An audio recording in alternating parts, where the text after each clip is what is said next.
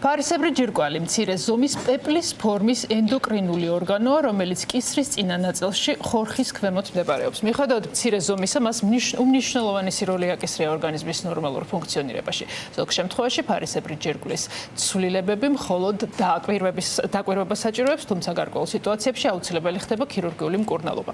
ოპერაციის მოცულობა დამოკიდებული არის დაავადების ტიპსა და გავრცელებაზე. ნეოჰოსპიტალში ფარისებრი ჯირკვლის ქირურგია ნეირომონიტორინგით კეთდება. ამ თემასთან დაკავშირებით საუბარს გავაგრძელებთ უკვე სტუმართან ერთად. ჩვენთან ერთად არის ნეოჰოსპიტალსის ონკოქირურგი, ონკოლოგი, მედიცინის აკადემიური დოქტორი ანზორ ლაგელავა. მოგესალმებით, მადლობა რომ ხართ ჩვენთან ერთად. მოგესალმებით, ეკა, მივესალმებით ტელემაყურებელს.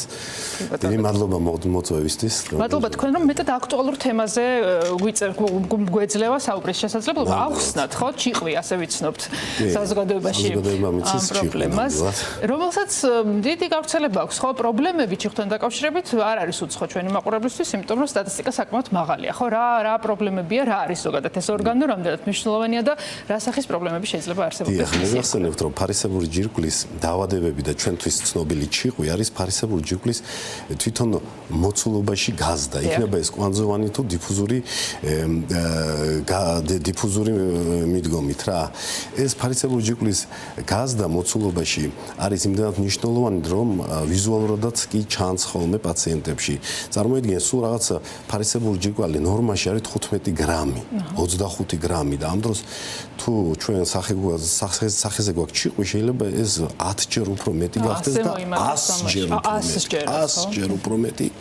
და ფარისებური ჯირკვლის დაავადებები არა მხოლოდ ჭიყვია, რა თქმა უნდა, აქ არის უკვე ფარისებური ჯირკვლის ავთვისებიანი სიმსივნეები, არის ფუნქციური დარღვევები, როცა გვაქვს თირეოტოქსიკოზი, გიპოთირეოზი და ეს რეალურად ეს დაავადებები ძალიან მნიშვნელოვანია ზოგადად სოფლიოში და სოფლიო პოპულაციაში, ვინაიდან რაღაცა დოზით სოფლიო პოპულაციაში წარმოიდგინეთ 50% ადამიანს რაღაცა დოზით აქვს ეს პრობლემა. შეიძლება იყოს საერთოდ ბანალური პატარა მცირე ზომის კოლოიდური ჩანართი ან რაღაცა ცხოვრების პერიოდში რაღაცა გიპოთირეოზი ან გიპერთირეოზის რაღაცა ეპიზოდები, მაგრამ ბოლო დროებში არ მინდა შევაშინო ტელემაყურებელი და ვთქვა, რომ ძირითადად აი თერაპიული განხრა უფრო გაძლიერდა, დიაგნოსტიკა უფრო კარგი გახდა და შესაბამისად მოიმატა შემთხვევებმაც ფარისებური ჯირკვლის ჭიყვს, რასაც ვეძახით, ხო, ის დაავადებები ცოტა იკლო.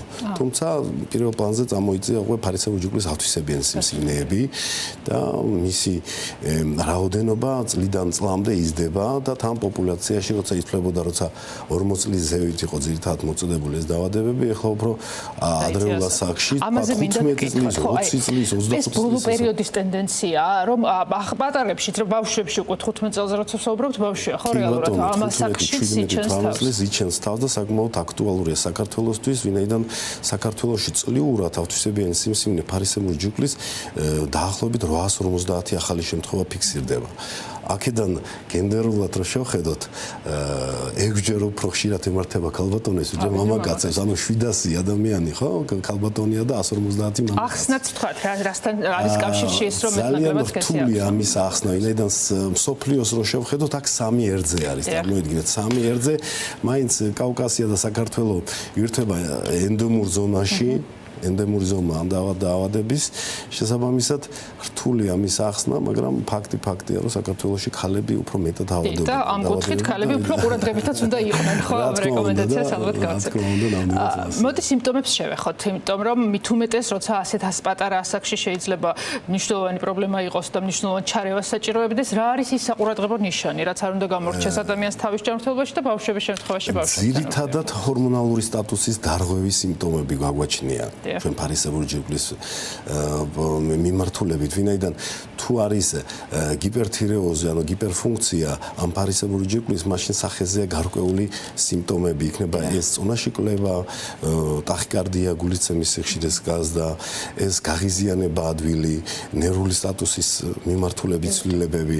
თუ არის გიპოთირეოზი, აქ უკუ რეაქცია მიდის, უფრო წონაში მომატებისკენ მიდის პაციენტი, უფრო დინამიური ხდება, ძილიანობისკენ მიდრეკილი, ესეთი სიმპტომები რა თქმა უნდა გვაფიქრებს და რა თქმა უნდა ამ შემთხვევებში ყოველთვის უნდა მიმართოს სპეციალისტ და სკრინინგი მინიმუმ მაინც გაიაროს რომ პაციენტმა ცოდეს თავის ჯანმრთელობის მდგომარეობის შესახებ ჰორმონალური სტატუსი აუცილებლად უნდა შემოწმდეს აქ ზუსტად ფარისებრი ჯიგლის ჰორმონებთან მიმართებაში. კი, თქვენ უკვე ახსენეთ, მაგრამ მაინც გავყვეთ ამ თემასაც. ყოველთვის არის თუ არა ქირურგიული ჩარევა ჭირვის არსებობის შემთხვევაში საჭირო?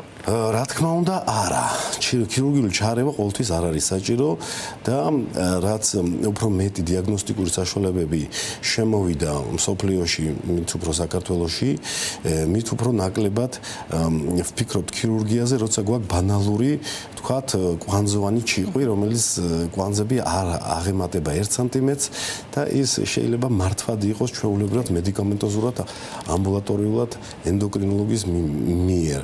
ანუ დროული აღმოჩენებული პრობლემა, თქვათ, გიპოთირეოზი, გიპერთირეოზი პლუს კურნალობა, დაკვირვება და მონიტორინგი უკვე არ საჭიროებს ქირურგიულ ჩარევას, თუმცა არის მეორე კუთხე, როცა უკვე ამ კვანძებში შეიძლება აღმოაჩინოთ პათოლოგიური კერა ავთვისებიანი სიმსივნის სახით და ამ შემთხვევაში პირველ რიგში ყოველთვის ქირურგია არის. აი ესეც ახსნათ კვანძები მხოლოდ ზომაზე არ არის დამოკიდებული ხო შემადგენლობასაც რას აქვს მნიშვნელობა და ამ კუთხით მე სიღრმისეული კვლევა მიდის კეთდება ბიოპსია ანუ რა ეტაპები არის სანამ მივიღოთ კონკრეტულ დიაგნოზს. ყველაზე ბანალური და ძალიან სუბუქი და კარგი ტესტი არის ულტრასონოგრაფია ეხოსკოპიას ასე ვეძახით ბანალურად ის ძალიან კარგად არჩევს რა თქმა უნდა სპეციალისტის ხელში ძალიან კარგად არჩევს ეს არის კოლოიდური კვანძი ეს არის ქსოვილოვანი როგორი კონტური აქვს მას როგორი სისმომარაგება აქვს და ამის მიხედვით იწერება ზუსტად ის რეკომენდაცია თუ რა უნდა გააკეთოს შემდგომში პაციენტმა გააკეთოს თუ არა ბიოპსია სჭირდება თუ არა შემდგომი უფრო ღრმა კვლევები ამ შემთხვევაში და ხო და შეიძლება ანუ რაღაცა წლების მანძილზე იყოს ისეთი ვითარება რომ არ იმატებდეს ზომაში არ იცვლიდეს სტრუქტურას და შესაბამისად მხოლოდ დაკვირვებით ეს მართვებადია და თუ ზარდი არ არის კვანძი და პირველ 3 თვეში 6 თვეში ჩვენ მაგას ვაკონტროლებ და ის არისდება და არის ჰორმონალური სტატუსი ნორმალური ამ შემთხვევაში უბრალოდ დაკვირვების ქვეშ არის პაციენტი მონიტორინგი წლიურად სასურველი წელიწადში 2 ჯერ მაინც ამ წელიწადში ერთხელ გაიაროს ბანალური ულტრასონოგრაფიული კვლევა და ენდოკრინოლოგის კონსულტაცია. როდესაც გაჩნდება ეჭვი რომ საჭირო არის ბიოპსია უფრო ჩაღრმავებული კვლევა ერთხელ გაკეთდება უარყოფით იქნება პასუხი ანუ მიიღებს სასურველ პასუხს პაციენტი თუ ხდება საჭიროდ რამდენი შეიძლება გახდეს ბიოპსიის ერთი და იგივე კვანძზე ხო რა ბიოპსია საჭირო როცა არის ძალიან მცირე ზომის წარმონაქმნები თქვა 3 მილიმეტრიანი 4 მილიმეტრიანი მისი ტექნიკურად ბიოპსიის წარმოება საკმაოდ რთულია იმიტომ რომ ნემსი უნდა ზუსტად იმ 3 მილიმეტრში მოხდეს და იქიდან აღებული იქნეს მასალა პირობითად როცა ვაკეთებ ბიოპსიას და მოვიდა უარყოფითი პასუხი, მაგრამ კლინიკურად ჩვენ გვაქვს ეჭვი, რომ ეს კვანძი შეიძლება იყოს პოტენციურად ავთვისებიანი, ჩვენ რებიოპსიაზე ვიბარებთ პაციენტს 3 თვიდან 6 თვემდე და კიდევ ერთხელ ვსდით მის ბიოპსიას. თუ ის მზარდი არ არის იმ 6 თვეში და 3 თვეში და რებიოპსიით არ არის რაიმე დამატებითი აღმოცენებული რამე უჯრედები, ხო, მაშინ უბრალოდ მონიტორინგის ქვეშ გადადის პაციენტი, მაგრამ ეს განმეორებითი კვლევა, ანუ 3 თვეში 6 თვეში ის კვანძი შეიძლება ცოტათი მოიმატოს და უკეთესი საშუალების გახდეს და ვთქვათ ამ განმეორებითი ჩხლეთის დროს უფრო კარგი შედეგი მიიღო და უფრო ზუსტი პასუხი. ამ შემთხვევაში უკვე ერევა ქირურგიული ბიოპსიაზე მეტნაკლებად არასწორი ინფორმაციებიც ვრცელდება და აქვთ ხოლმე ცოტა ნეგატიური დამოკიდებულება, რადგან ეს საქართველოს ცნობილია. აი ამ კუთხით რა უნდა ვიცოდეთ, რამდენად საჭირო არის ეს პროცედურა და რა ახლავს მას ვიტყვი პირდაპირ ფარისებური ჯირკვლის ონკოლოგიური პათოლოგია ინკურნება 97-98%. ხო, ეს არის ძალიან მაღალი მაჩვენებელი და ეს განაპირობა იმან რომ მისი დროული დიაგნოსტიკა და მკურნალობა თითქმის 100%-იანი განკურნებადია.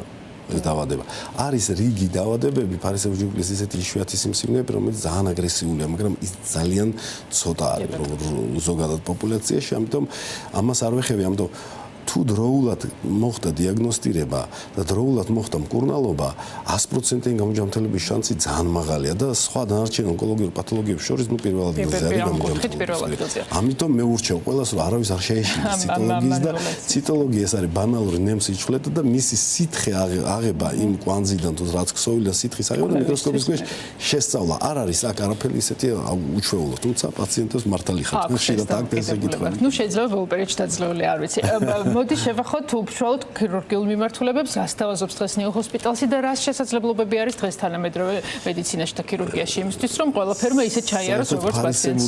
ჯირკვლის ქირურგიის ისტორია ძალიან ფართეა და მრავალი საუკუნეს მოიცავს. ნიშანდობილია მან ნამდვილად და დღეს ზუსტად მახსენდებოდა, რომ პირველი ქირურგი, ვინც მიიღო ნობელის პრემია, იყო თეოდორ კოხერი, რომელიც ზუსტად რომ ფარისებურ ჯირკვლის უსაფრთხო ქირურგიისთვის მიიღო ნობელის პრემია და მერწმუნეთ, რომ ქირურგები ბევრი არ არიან ნობელის პრემიის ლაურეატები და ეს პირველი ქირურგი იყო და ეს იყო დაახლოებით 110-120 წლის უკან და მან ნამდვილად მოახდინა რევოლუცია მაგ დროისთვის, იმიტომ რომ 40% იყო სიკვდილიანობა ოპერაციაზე. წარმოიდგინე 100 პაციენტი და 40 უკვდებოდა ხალხს და კოხერმა ეს ნამდვილად დაძლია და ჩვენ ახლა ყველანი რა თქმა უნდა ეს მეთოდიკა დაიხვეწა ბევრჯერ 1000-ჯერ იმის მერე კოხერის მერე, მაგრამ ჩვენ ზუსტად მიმდევრები ვართ ამ კოხერის ტექნიკის რა, როცა მაქსიმალურად უზრუნველყოფთ სისმომარაგების ან რამე იატროგენული დაზიანების ან სხვა ფუნქციური ორგანოების შენარჩუნებით,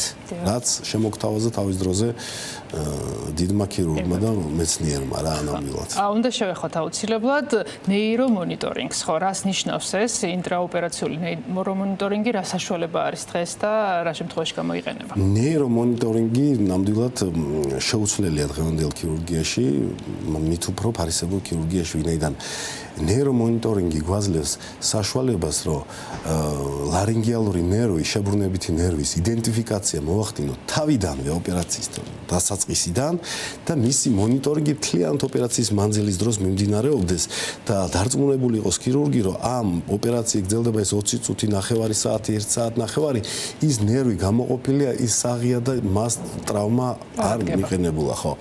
ეს ძალიან მნიშვნელოვანია, იმიტომ რომ ლარინგიალური ნერვის დაზიანება არ იწვევს მხოლოდ ხმის ტემბრის შეცვლას. უამრავი სხვა პრობლემებიც გამოდის წინ, მაგალითად ყლაპვის რეფლექსის გაუარესება, გადაცდენა თხიერი საკვების, სუნთქვის გართულება, ვინაიდან ჩვენ გვაქვს ორი ლარინგიალური ნერვის მარცხენა და მარჯვენა და ორივე დაზიანების შემთხვევაში შეიძლება საერთო სუნთქვის უკმარისობა განვითარდეს უეცრად იმავე დროს პოსტოპერაციულად და ამას დაჭირდეს დამატებით ქირურგიული ჩარევები და გართულებები მოყვეს სერიოზული. ამიტომ ნეირომონიტორინგი დღეისთვის არის უპირობოდ ამ ოპერაციის თამდები. იმისთვის რომ ყველაფერი ჩატარდეს უსაფრთხოდ და ეს კომფორტულია ქირურგისთვისაც პირველ რიგში, იმიტომ რომ ის სტრესის, ნაკლებად სტრესის ქვეშ არის, იმიტომ რომ ეს ნერვი ძალიან სათუთი, ძალიან პატარა არის და ხშირ შემთხვევაში ახლა ნორმის დროს ხო არ ვაკეთებთ ოპერაციას, აქ არის შეცვლილი ანატომია და შესაბამისად ვერიფიკაცია ამ ნერვის და მისი გამოყოფა და მისი მონიტორინგი არა ნეირომონიტორინგის საშუალებით, ანუ ვიზუალური თვალის საშუალებით, ხელის საშუალებით პრაქტიკულად რთულია და ადრე არ იყო ნეირომონიტორინგი, ხელმისაწვდომი რა ისტორია გვაქვს ამ კუთხით? კი, ადრე ნამდვილად არ იყო ნეირომონიტორინგი, მის დაახლოებით აქტიურად შემოვიდა დაახლოებით 10-15 წლის წინ ნელ-ნელა ნეიროქირურგიიდან შემოვიდა სხვადასხვა პერიფერიული ნერვების ან სხვადასხვა ოპერაციების დროს აქტიურად ხერხემალზე ოპერაციის დროს დაიწყეს ნეირომონიტორინგი, შესაბამისად ფარისებურ ჯირკვლაშიც გამოვიდა, იმიტომ რომ თავარი გართულება მაინც ფარისებურ ჯირკვლის ოპერაციების არის ამ ლარინგიალური ნერვის დაზიანება, რომლის აღდგენა პრაქტიკულად შეუძლებელია, ან ძალიან ცოტა პროცენტი შეიძლება ის აღდგეს და მას მოყვება ძალიან სერიოზული გართულება. რამდენიმე წუთი რჩება, შევეხოთ რა თქმა უნდა რეკომენდაციებსაც, მაგრამ იმასაც დღეს როგორია ეს ქირურგია, ანუ რამდენად მალე ბრუნდება პაციენტი სახლში და რამდენად მალე უბრუნდება ცხოვრების ჩვეულებრივ. სხვა შორის დღეს ძალიან კომფორტულია რა. თუ უწინ ერთი კვირა რჩებოდა პაციენტი კლინიკაში და იყო დაგვირების ქვეშ, დღეს მხოლოდ 24 საათი რჩება ჩვენ კლინიკაში პაციენტი, ანუ დღეს რო გეთება ოპერაცია, ხვალ საღამოს სახლში ბინაზე ვწერთ, რა თქმა უნდა მეთვალყურების ქვეშ, სათანადო